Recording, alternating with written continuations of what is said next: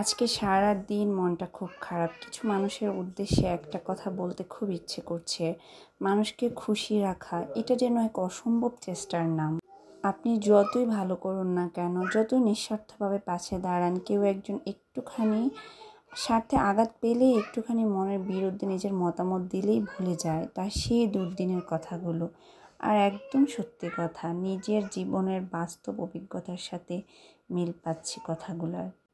সেই সব দিন যখন তার সব মানুষ পিছনে চলে গেল, সে আপনি ছায়ার মতো ছিলেন তার পাশে।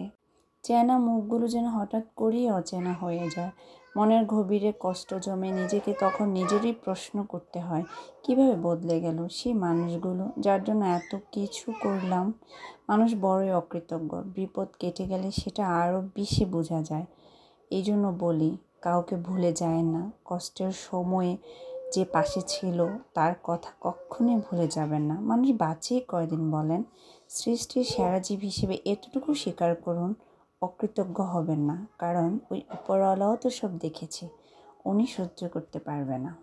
আর আমরা তো সামান্য একটু মানুষ। যাই হোক, আজকে সারাদিন প্রচুর বৃষ্টি। সাফার বাবা আজকে বাসায় ছিল। এত বৃষ্টি, সাফার আব্বু তো বলছিল যে জাপানে নাকি ছুটির দিন শনি রবিবারই বেশি বৃষ্টি থাকে। যত ধরনের প্রাকৃতিক দুর্যোগ এই 2 দিনে বেশি থাকে। তাই সন্ধ্যায় উঠে কি করব না কি করব, কিছু চিকেন ছিল স্লাইস করা, ভাবছিলাম ক্যাশনাট সালাদ করব, কিন্তু গিয়ে দেখি গাজরও নেই, ক্যাপসিকামও নেই। কী করব, শুধু ক্যাশনাট ছিল আর হচ্ছে কিছু শসা আর চিকেন, এই অল্প কিছু দিয়েই এখন যা ভাবছি তা তো আর করা হয় না। আমি আবার সবসময় ভাবি এটা, কিন্তু করতে গেলে হয়ে যায় আরেকটা। চিকেনগুলোকে পাখোড়ার মতো বেজে নিয়েছি। দেখতে যদিও পাখোড়া স্টাইলের বা চিকেন ফ্রাইয়ের মতো লাগতেছিল, কিন্তু পরবর্তীতে এগুলাকে ক্যাশনাট সালাদের মতোই করে ফেললাম। তবে খেতে খারাপ হয়নি, আলহামদুলিল্লাহ। গত রাতে একটু বের হয়েছিলাম বাসার সামনে হাঁটার জন্য। সাফা খুব কান্নাকাটি করছিল যে সে বের হবে, একটু হাঁটবে।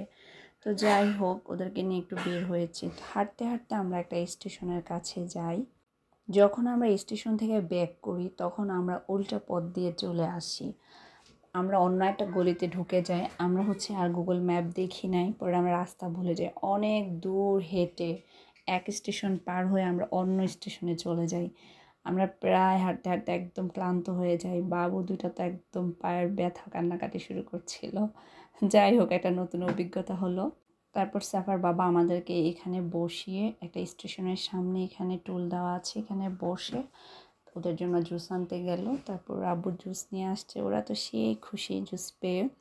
তখন রাত কিন্তু কম বাজে না, প্রায় 11টা, সাড়ে 11টা। জাপান বলে একটু ভয় লাগেনি। হয়তো আমাদের দেশ হলে খারাপ লাগতো রাস্তা ভুলে গেলে।